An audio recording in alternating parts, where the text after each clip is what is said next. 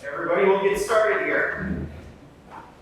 Welcome to the Normandy. My name's Matt, and I haven't met a lot of people because of the pandemic, so I'll kind of introduce myself, give you a little bit of my background and what we do here, and we'll go through our cooking demo here. I'll try to speak loud enough so everybody can hear me, and if you can't, please let me know. I'll speak up. I'm pretty loud and boisterous, so I don't think that's going to be a problem. So, and at any point during this demo, feel free to ask questions. I'll answer whatever you need, whether it's about this dish or anything else coming. So, I'm Matt Orear. I'm the food service director of the Normandy. The entire campus that is here at the Breakwater, obviously, is where we're at now. The Lakeside Assisted Living and the Care Center. So, a big campus and a great culinary program. So that's kind of where we're at and why we're here, for you to get to know me and for me to get to know you. Normally I would be in the dining rooms all the time, so I would see everybody, but since that's not really happening at dinner time, I don't get to see people as much as I would like to see them. So this is a great way to get introduced and understand what we do behind the scenes to try to appease everybody.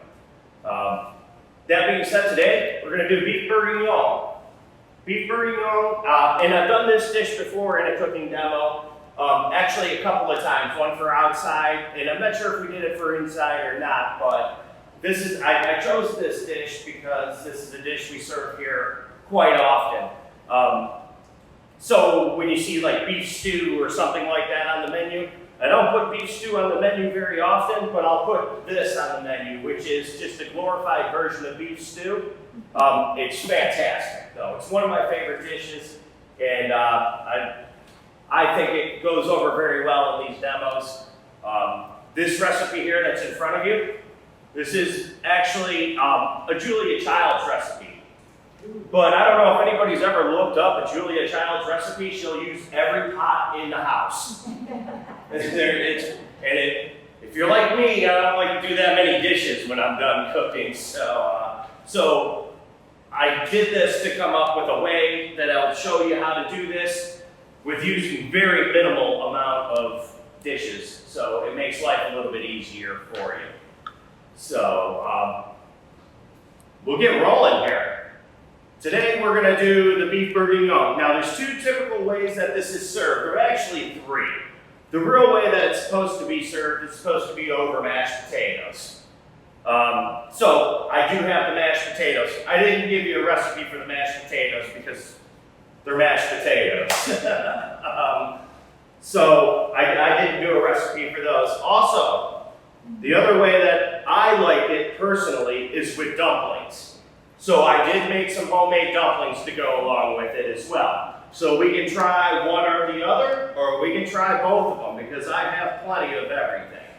So we're going to get started with that, and we'll ask you what your preference is when it comes time. Everybody, I do believe, knows Nicole. She'll be going around serving. And I do believe everybody knows Jasmina and Kim here as well. So now that we're not all strangers, we'll start with the wine, because that's what we should do whenever we do a cooking demo. I feature a wine because this is what is actually in our dish today. It's made with a decent amount of, and I chose Pinot Noir, but you can use a Merlot, a Cab, any kind of a drier red wine will work for this dish. But Pinot Noir is fantastic. It's got a little bit of sweet, it's a little bit dry, it's got everything that you need for this dish, and I think it comes out fantastic for it. So I always serve it because I always like to say that you should never cook with something that you wouldn't drink. So you don't go to the grocery store and buy the worst thing that they have on the shelf just because you're going to pour it in your dish. You don't want to do that, because if you won't drink it, you don't want to eat it in your food either, So quality is what I always preach, and I think that, you don't have to buy a $100 bottle of wine, but get something kind of middle of the road, something that, you would enjoy, because you might not use the whole bottle, and you're going to need to sip on it while you're cooking. So which is what you should do anyways. It just makes the experience that much more fun. So here's to everybody, and thank you for coming down. And there's plenty more wine, so if anybody wants any more, please don't hesitate to ask. We'll get you some more. So this is where we'll start our demo. Okay.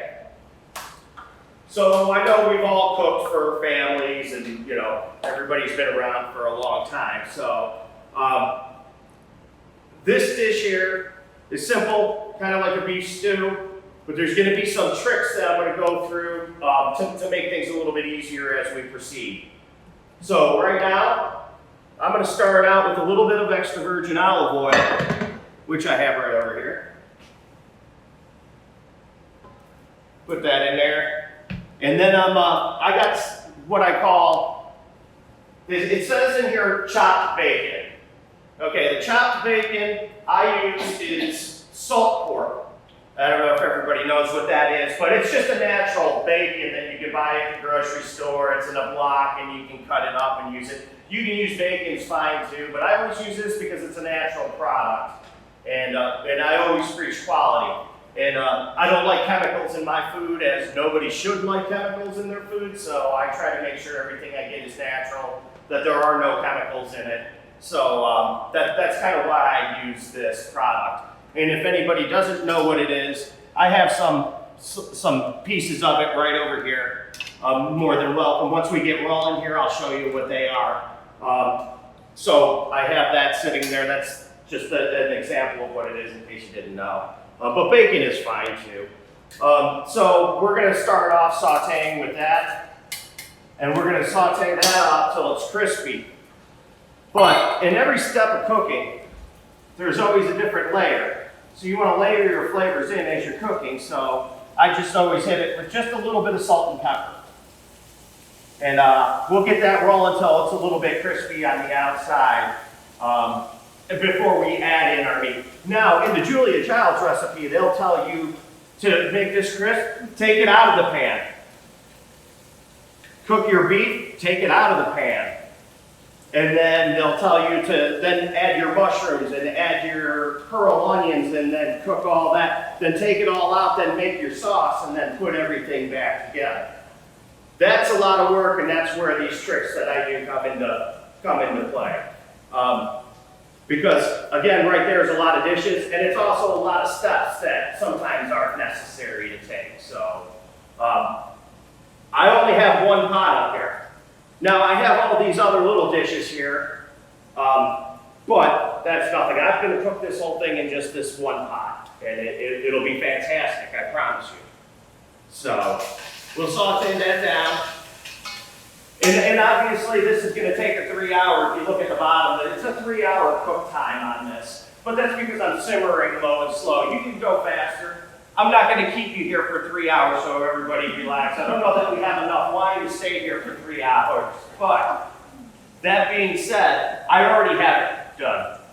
So I got in early this morning and I already made it. So have no bones. We're not going to wait for 3 hours for this to cook. So I may not go through the whole thing and start waiting for the bacon to get crisp because it's going to take a long time.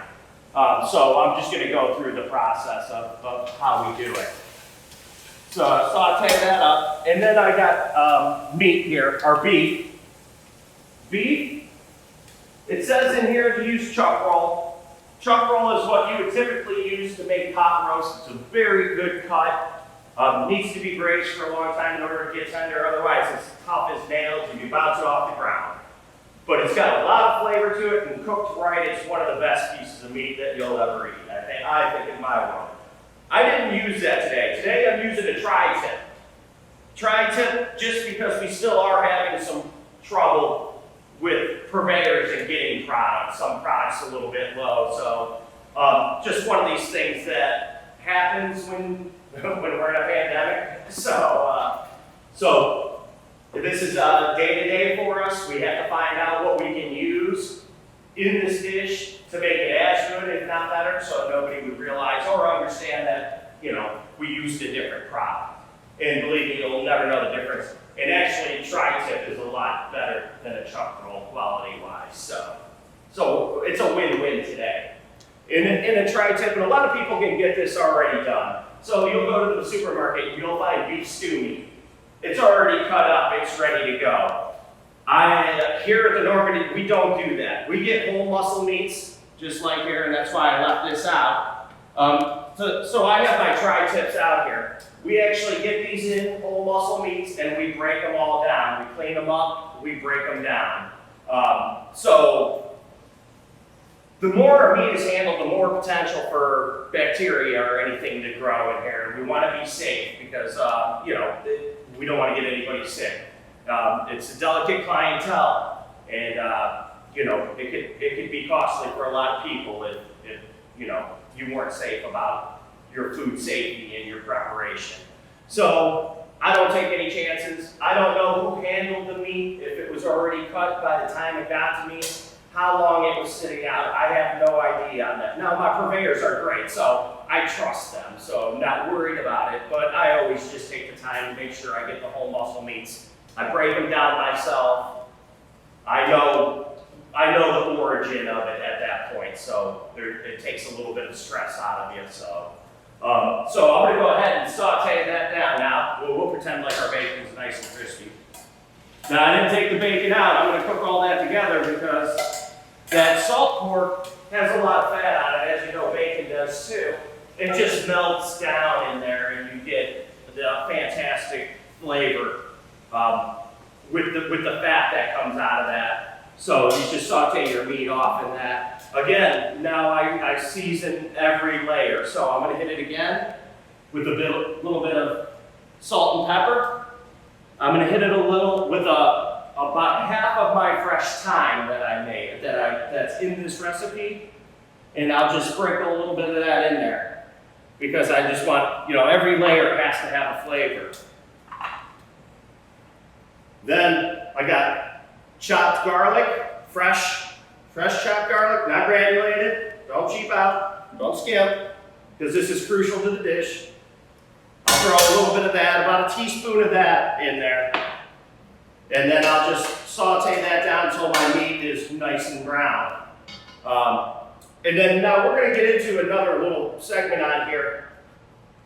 At the Normandy here, we don't use bouillon. Bouillon is on this recipe because everybody knows what bouillon is, so it's easy to make the correlation for people to understand. Bouillon is filled with salt. It's salty, salty, salty. It's got chemical in it. I don't like it. So what I do is we always make our own natural stocks. We use beef bones.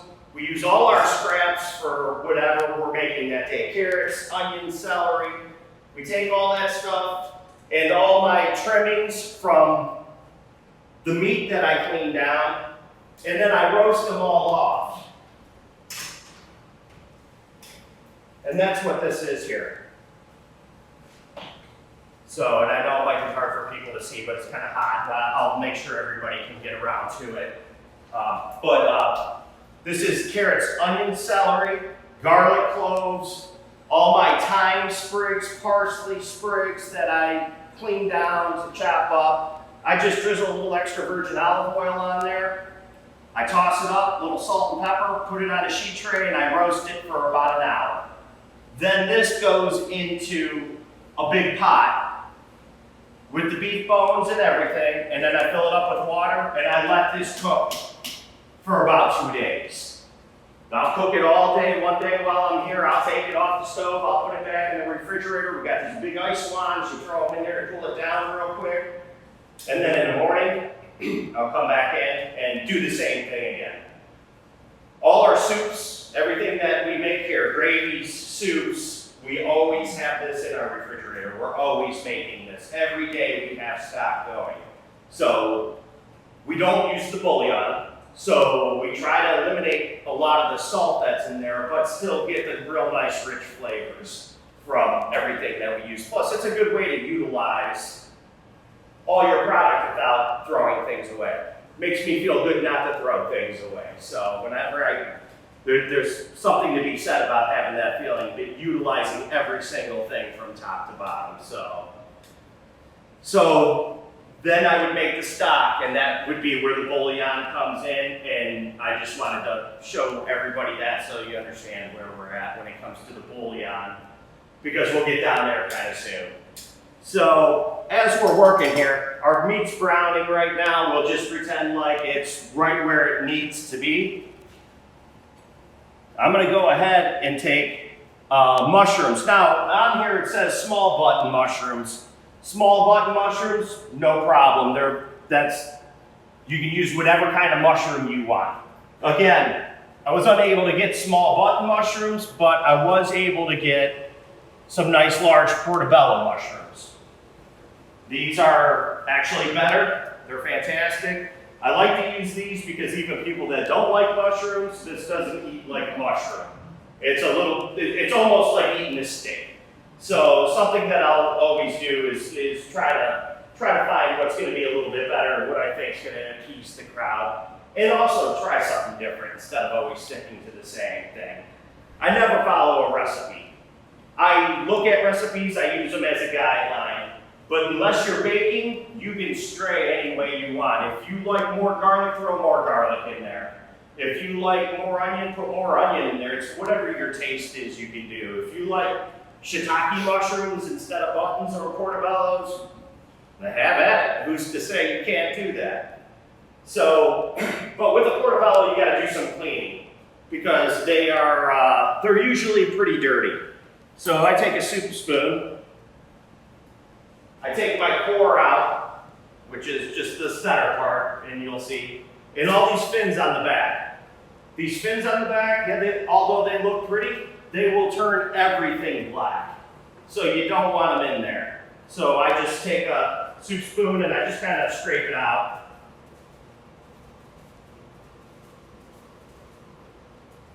Get as much of it out as you can without trying to break it too much.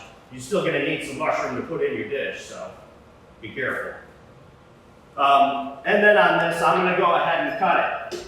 I cut it straight down the middle and then twice alongside, so it's kind of into thirds now. So instead of having a quarter or a slice or a small piece, you got a nice chunk. And plus, mushrooms cook down way too much.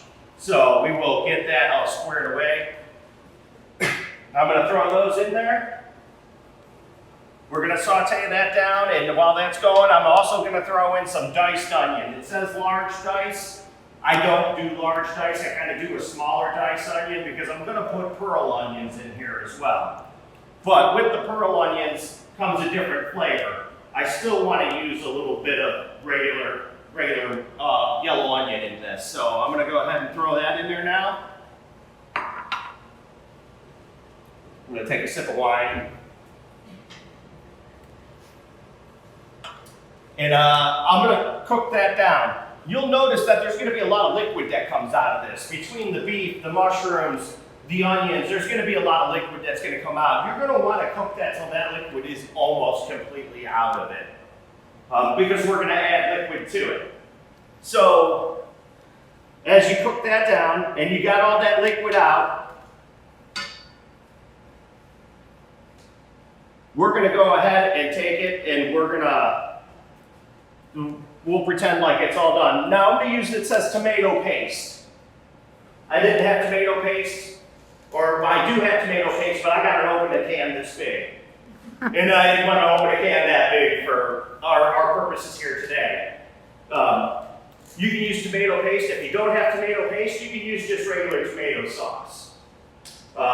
Yesterday we had spaghetti and meat sauce. Did everybody eat here last night? Who had the spaghetti and meat sauce? It was fantastic, wasn't it? All right, good. Well, I took some of that marinara sauce that was left before we added the meat, and that's what I'm going to use instead of the tomato paste.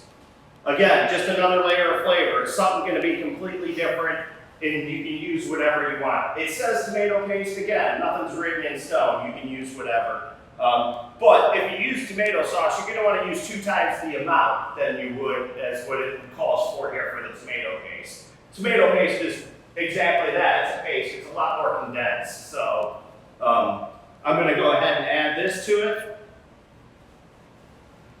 And then what I do from this from this point on, I'm gonna let that cook down. I'm gonna let that cook down so much to where it's almost gonna burn to the bottom.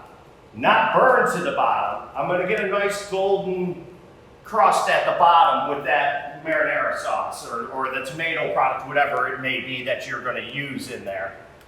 And when that happens, I'm gonna go ahead and at that point, once it gets all the way cooked down and you got those nice crusties at the bottom and it's just real thick, rich looking, then you add your wine. 3 cups of wine, it says. Again, that's gonna be totally up to you on that. There's no rule of thumb on this as far as how much wine you need to use in order to get the flavor you like. If you like it a little bit sweeter or a little bit more tart, you can add more, you can add less, however you want to do it. I like the wine flavor. I think it gives it a real nice, rich color. It's gonna really sets this dish off. So I stick to the 3 cups, and I wouldn't do less than that. You could do more than that, obviously, but I wouldn't do less than that. So we'll cook that down. So rule of thumb: anytime cooking with alcohol. Anybody know what the rule of thumb is when you cook with alcohol? How far do you have to reduce it? Reduce it by half, 50%. So that means if you put 3 cups of wine in there, you want to cook it to 1.5 cups. That's just cooking out the alcohol. It's reducing it. It's reducing it and concentrating all that flavor into your dish. And now notice I haven't taken anything out of this dish. Everything is cooking together. A lot of in this, like I said, you have to take everything back out. Then you're putting it back in. Then I think everything cooking together is going to be fantastic because that flavor every aspect of it's going to be in there. It's all cooking together, and that's really what you want. So once that reduces by half, then we're going to go ahead and we're going to add in,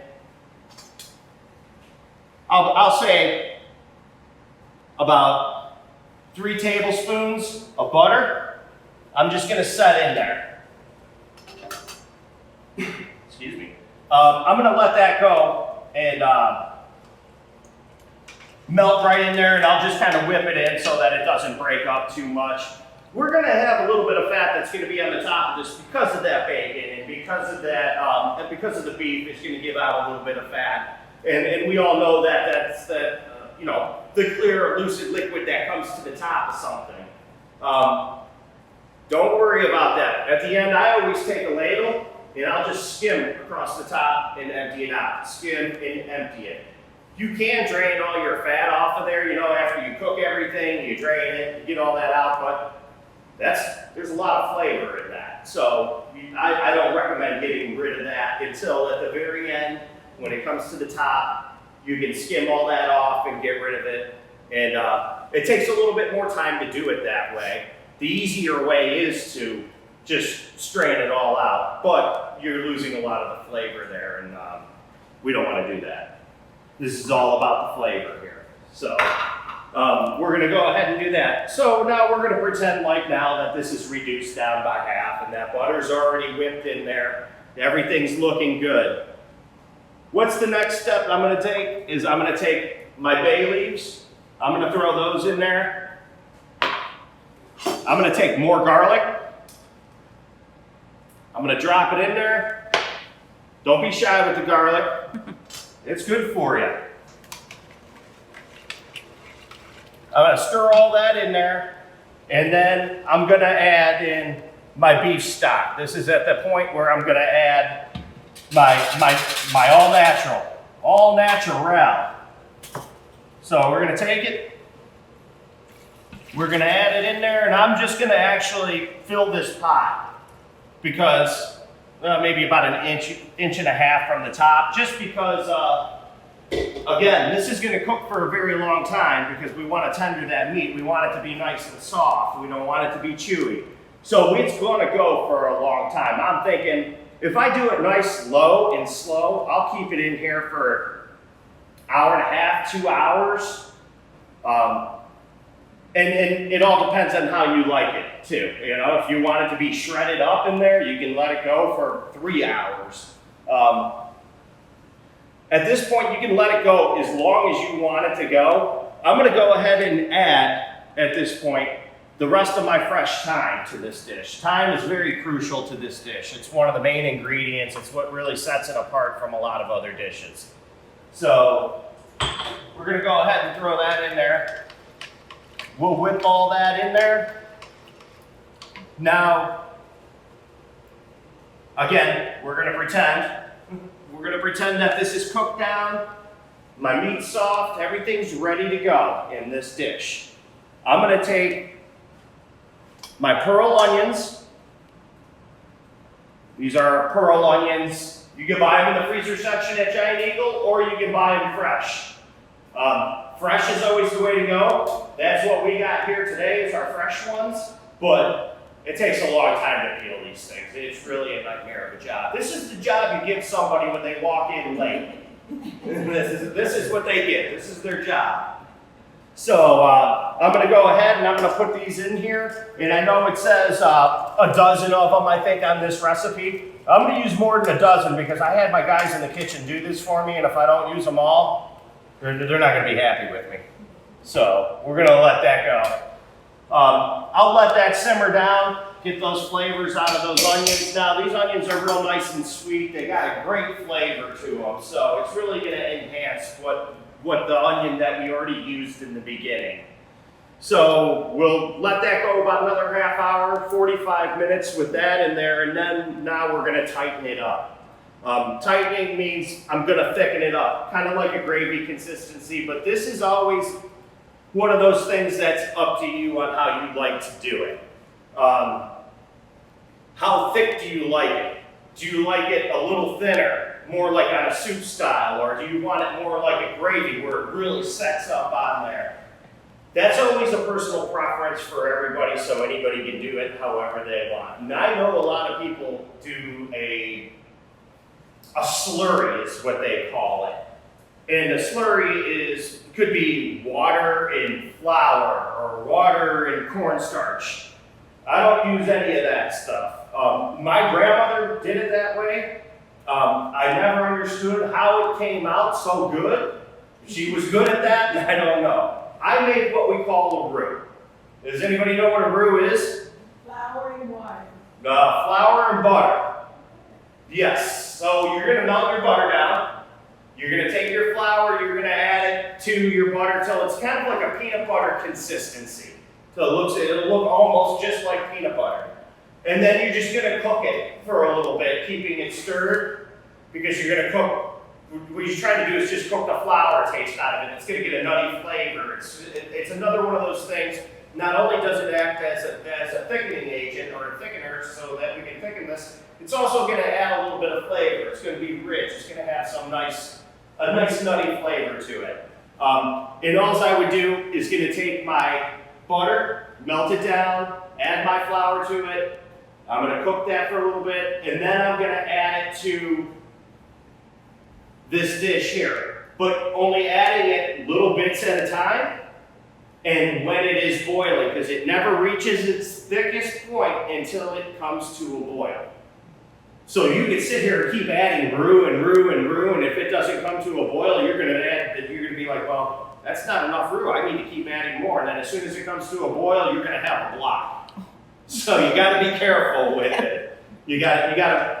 Little bit at a time, be patient. You can't rush cooking. There's nothing about it you can rush. My wife, she can't stand when I cook. She loves it, but she can't stand it because she'll want to know what time dinner's going to be ready. It's going to be ready when it gets ready. I can't rush it. You can't. Things like this take time. And you're not cooking it to just eat. You're cooking it because this is what's going to bring the family together. This is what you're going to sit and have a conversation over, how your day was, what you did that day. Cooking in my world, it's an art. I enjoy it. I love it. I don't do it just so I can feed the masses. I don't do it just because I'm feeding the people in the dining room. I do it because I love to do it. It's a fun way to get to know each other. It's the biggest social event we have here at Normandy is going to be dinner. And as we open up, everybody will see that. It's a great time, and believe me, the food is fantastic here. The people that work in our kitchen, I don't have cooks. Every person that I have here is a chef. Every one of them is qualified or more qualified to be a chef. They care about what they do. They understand the product. They understand what I want out of them, and they understand the program which we created. A lot of the people that work here with me are people that I've brought from every place that I've ever worked. Most of the staff that's here, I've brought to 3 or 4 different places. Everywhere I go, they follow me. I bring them with me. They're great people. Like I said, they enjoy doing it, and I enjoy having them back there. It's not like a day's work when you come to work. If you're in that kitchen and you're just having fun talking with the person next to you that's on the line, and you're cooking, the next thing you know, your day's over. You know, it's not even like a day of work. Sometimes the days do get long though. So, but it's a great thing to have happen. So we're going to pretend like this is going to get all the way down, and we're going to be cooked and tender. And I'm not going to tighten this up in front of everybody here today because I still want to use this. So I have to let this simmer for about another 3 hours, and you can't tighten it up and then let it simmer because your meat will never tender. It'll just burn to the bottom then at that point. So I don't want to thicken this up because I still want to cook this the rest of the way through and get it out there. Now, when I do this dish here, and you'll see on my menus, this dish here will usually go over egg noodles because it's a more universal thing for everybody, and I think everybody enjoys that, and that's kind of the way it goes. I don't very often put dumplings with it because not a lot of people know about that, and I also serve a great chicken and dumplings, and I don't want to see it serve a beef and dumplings and a chicken and dumplings, so I kind of change it up a little bit. But anytime you do see this dish on the menu, I will normally have mashed potatoes on the side anyways. So it always kind of goes hand in hand with that. So yeah, that's where we're at. That's a beef bourguignon. Now this I've been cooking for a very long time. It's an outstanding dish. I think everybody's going to enjoy it. I think it's going to be something different for everybody, even though that people may have had this dish before. But they haven't had mine. and listen, I can't cook like Grandma can cook. I don't understand how that can happen, but I think this is a very good dish. It's a very classic dish. It's a classic French dish. And instead of just serving a beef stew, which anybody can do, and I do have on the menu this week actually, coming up, I always like to go a little bit further with my menus, in my writing menus. I want it to be better. I want to church it up, so to speak. I want to make sure that it's a little bit nicer than just a beef stew. So we go a little bit further to the, to make it different. And also because, there's only so many items you can put on a menu. So I always want to try to keep it fresh and put different things on there and try different things in hopes that everybody will like them.